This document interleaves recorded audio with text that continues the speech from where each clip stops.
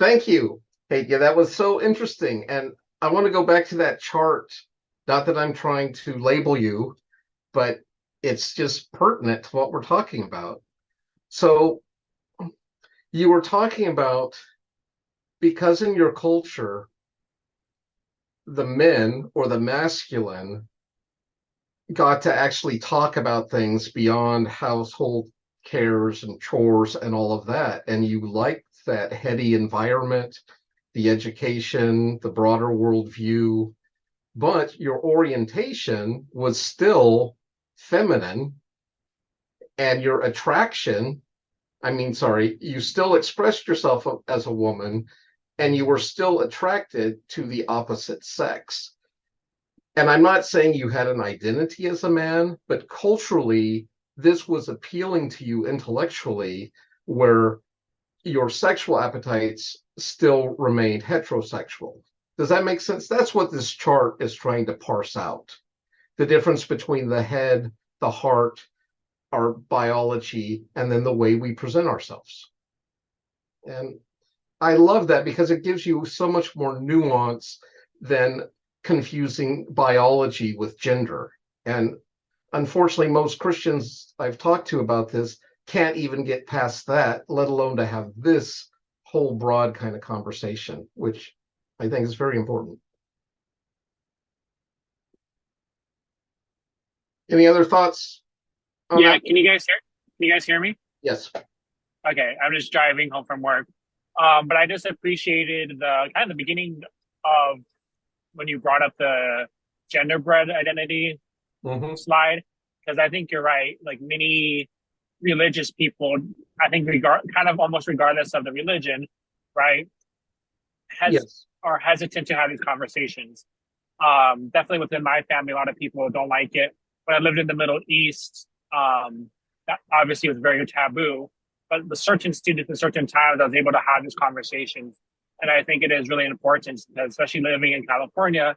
You Yes. know, you never know what kind of clients you have. Like I have a non-binary coworker. I have homosexual clients. I have clients who don't like labels, right? So it's like we're going to the more we practice, and a lot of us are like beginning. I'm in a different predicament than other people, but like my clients, I just know I'm going to be seeing a lot more fluidity in the future.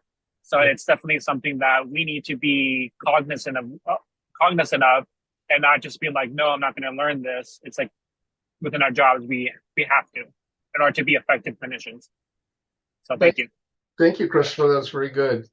And you're absolutely right. Gender fluidity is at least in vogue right now, especially among young people. So if you end up counseling like middle schoolers, kind of like Cindy was talking about, at a very young age, and it's because it's everywhere, right? It's in the media, it's in the movies, it's in the TV, it's in the news, it's in pop culture.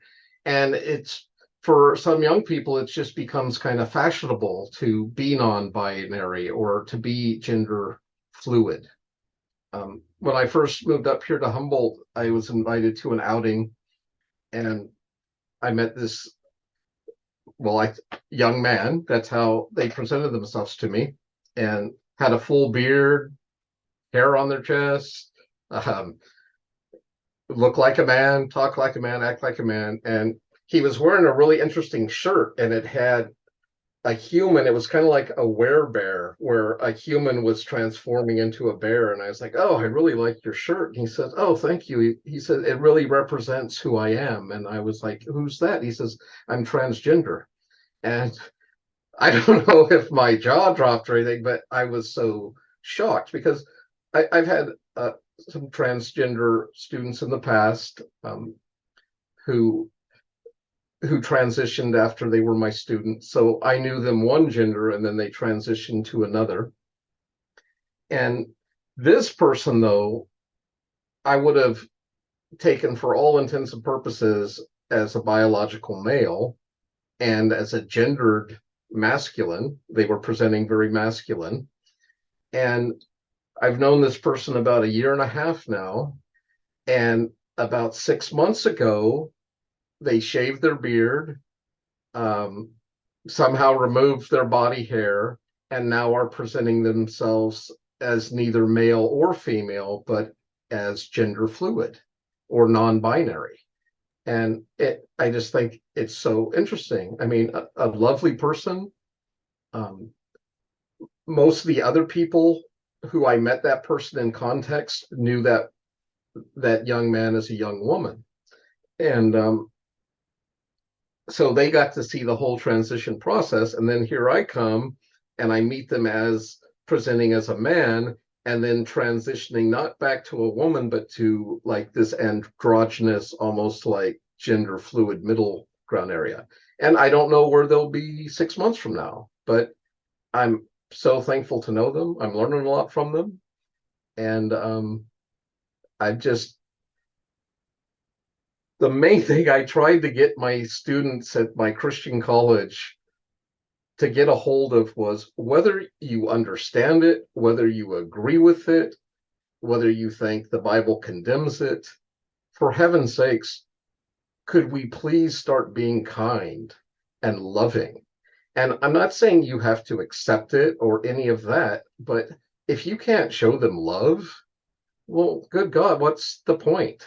They don't need any more condemnation. Speak of suicide rate, Scary. I mean, the transgender population is just off the charts of what they're. But can you imagine not feeling at home in your own body or feeling you were a different gender than your biology? I mean, I can't even imagine what that would be like. And so, which makes it hard for me to be empathetic, right? But I certainly don't have to be hostile or make their life harder.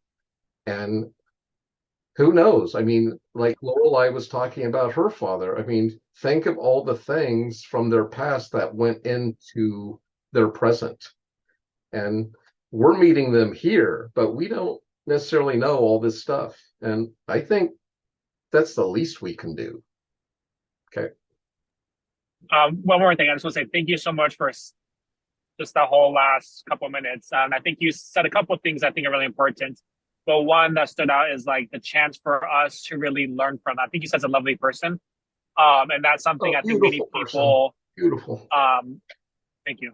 I think, many people who are religious just see them as this one thing and don't see them as like a human being that we can learn from. And I think that's something that's really valuable. And so something I'm passionate about just with having students in the past who, kind of the same thing as earlier, androgynous or Yeah. non-binary, heterosexual, homosexual, all those and just seeing how difficult it was for a lot of them. And just, I think it's very important for us to see them as humans. And we don't know how, some of us might not know how it is for them.